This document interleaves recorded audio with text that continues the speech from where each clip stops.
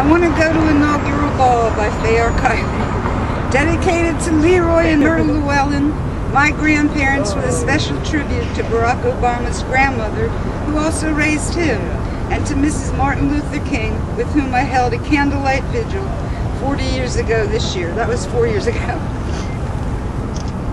Chapter 1, Seagull Invasion. Look at all the seagulls in this parking lot, Elizabeth said. I thought I was going to feed the pigeons. Today I think there are more seagulls than pigeons. I wonder why so many of them are so far from home. Maybe they came inland for some fast food, her friend Patty suggested with a grin. The seagulls heard the ladies' conversation. The gulls looked at each other. Hey, Jake, why are you so far from the shore? One of the seagulls said to another. Well, it is true. I did come for those McDonald's French fries. My arthritis is bothering me too. It's about 10 degrees warmer here with no biting wind. The buildings protect me from the elements. Suddenly the seagulls began talking to each other. The noise they made was louder than the sounds coming from a middle school cafeteria at lunchtime. They were telling each other why they had flown south to the Washington, D.C. area. One of the best stories involved Leroy and Myrtle's flight from Atlantic City, New Jersey, to the nation's Capitol steps. Look at that sign, Leroy, Myrtle pointed to a new boardwalk posting. It said, "Don't feed the seagulls." I see it. Very discouraging, Leroy said with a sigh. It's bad enough when the Atlantic City summer crowds dwindle to a winter trickle, she complained. You know what, Myrtle? It looks like the people are starting to actually obey those signs. What's the world coming to? In my day, feeding the seagulls was one of the things the humans loved to do, Myrtle recalled.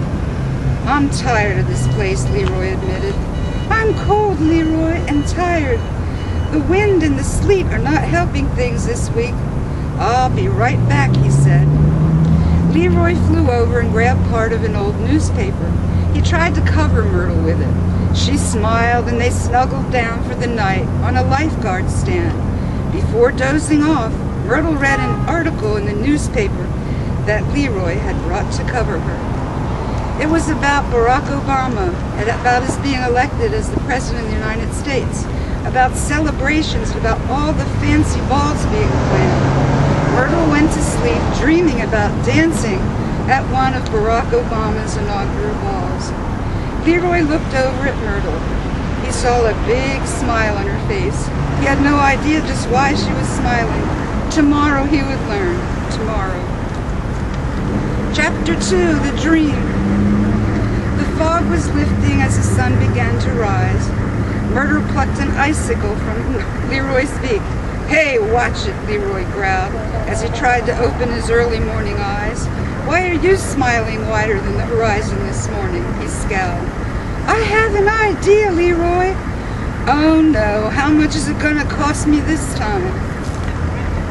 Hush, Leroy. It will only take time, energy, and courage to make a change. What is it? What do you want to do, Myrtle? I want to go to Washington, D.C. for the rest of the winter. Washington, D.C., why? I want to dance at one of President Obama's inaugural balls. I don't know my way to Washington, D.C. It's off my normal flight path, Leroy pointed out. If I figure out how to get there, can we do it, please, Leroy? It has to be a safe, rational plan, he barely whispered under his breath. We'll see, he said a bit louder. Myrtle was content to see it wasn't totally out of the question. Leroy was hungry now. Let's go over to Bally's casino front and see if we can get some donut crumbs from some of the bakery customers that come out of the wild, wild west side, he suggested. They flew to a guardrail and watched with hungry eyes. A woman was opening a bag. She began throwing small pieces of donuts into the air. This was Leroy's favorite game. Myrtle loved to watch him swoop and glide and snatch them in his beak. He rarely missed and honked with pride as he brought her piece after piece of donut. After breakfast, they watched the people on the boardwalk. Myrtle was racking her brain for a rational plan. She had heard Leroy's comment. She watched a Greyhound bus as it unloaded a group of people at Bally's. She looked at the bus next to it. The bus sign spelled out Washington, D.C. That's it, Leroy. We can fly high above a Greyhound bus and follow it to Washington.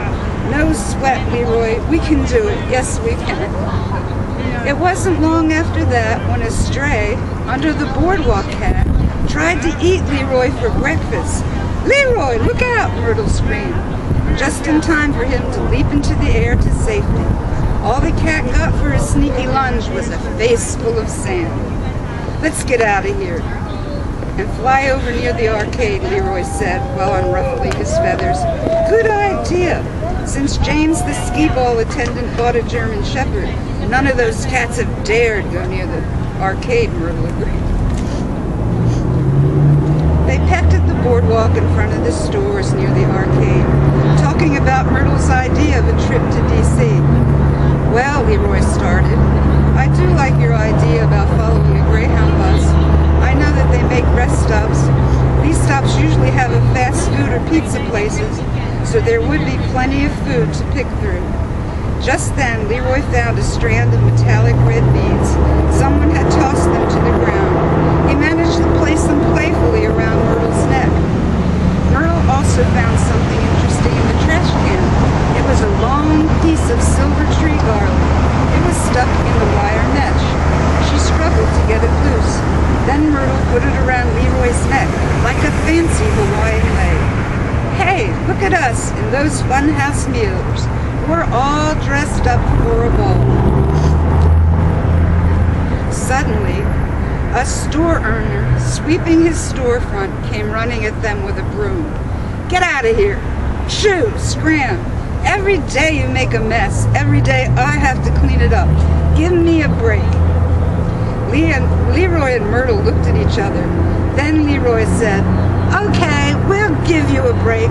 We're going to Washington, D.C. I'm tired of the signs, I'm tired of the cold, and I'm tired of the cats. I'm tired of the workers, Leroy said with an attitude. That's right, Myrtle pitched in. It really is hard to get good help these days. The trip was on. They made their plans, they told their friends, and set a time to leave. Chapter 3. Did you turn off the coffee pot? Did you lock the door? Did you give the mailman our temporary forwarding address? Leroy teased on the morning of their departure. Get serious, Leroy. I'm excited, but I'm a bit nervous too, Myrtle admitted. They flew over to Bally's about 11 a.m. on the Sunday after Christmas. They were depending on traffic jams here and there to get some rest along the way.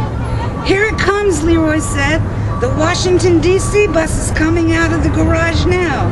About 30 of their noisiest friends came to see them off. They waved and promised to send a postcard airmail.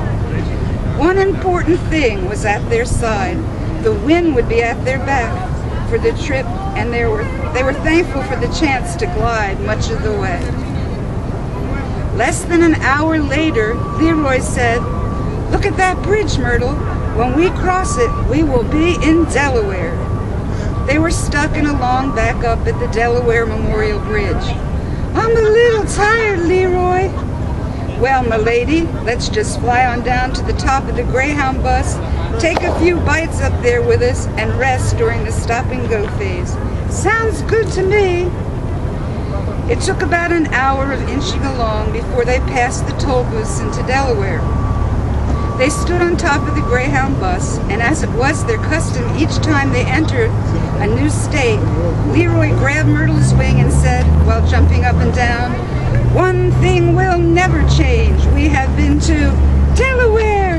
They flew high above the bus again as the traffic began to move at a normal speed. Chapter 4. I feel refreshed, Leroy. Myrtle started singing. I want to fly like an eagle to the sea. I want to fly like an eagle. Let my spirit carry me. Leroy smiled as she sang oldies but goodies she had learned on the guardrails near Caesars on the boardwalk. Although they had flown many miles and were quite tired by the time the bus made its rest stop, it had been a pleasant experience, an experience they would never forget. The Greyhound bus stopped at a travel plaza. Leroy and Myrtle flew down from the clouds to join the other DC-bound passengers. Look, Leroy pointed. A man just threw half of a Sbarro's pizza on the ground. The bus driver was starting to pull away without him, Myrtle said. When the box hit the ground, the lid flew open. Lucky us. Chow time. I hope it has anchovies, Myrtle said. Leroy laughed. You're the first one I ever heard say that. Well, I am a seagull, you know. Chomp, chomp, chomp. That only took us 2 minutes to finish the pizza. You have tomato sauce all over your beak. He put his head under her wing. Is that better, he asked. Cut it out, Leroy. Myrtle was distracted for a moment. What's on your mind, old gal? Look inside that door. See that brochure about DC tourist attractions? I want it. I'm not sure where I want to go first when we actually get there. You want that brochure? You really want that brochure? Okay, I can get it for you. I'll just wait until somebody with a lot of luggage holds the door open long enough for me to grab it in my beak. I'll be out like a flash before they know what's happening, Leroy said in a superhero voice. Okay, but be careful. Don't get your tail feathers stuck in the door. She had hardly finished that line when Leroy made his move. He flew into the open door straight for the target and reached his mark. There was a scream and a fuss. He had the brochure in his beak, but the woman closed the door and ran inside. Leroy was trapped. It was only for a moment. A bus driver opened the door to see why the lady screamed. Leroy jumped out. He was all in one piece. Myrtle was delighted and proud of his heroics. They flew a little distance from the bus to save their necks. They still had 10 minutes until the rest stop was finished. Myrtle studied the brochure and Leroy took a little nap. A few minutes later, she shook Leroy a little. Hey, the bus is moving in reverse. Time to... Leroy cut her off. I know, time to fly like an eagle. Up they flew once again into the wild blue yonder. Now they were less than an hour away from Myrtle's dream. They made a few more quick stops to drop people off after Silver Spring. They knew DC was getting very, very close. And I'm cold. I have to stop at chapter 5.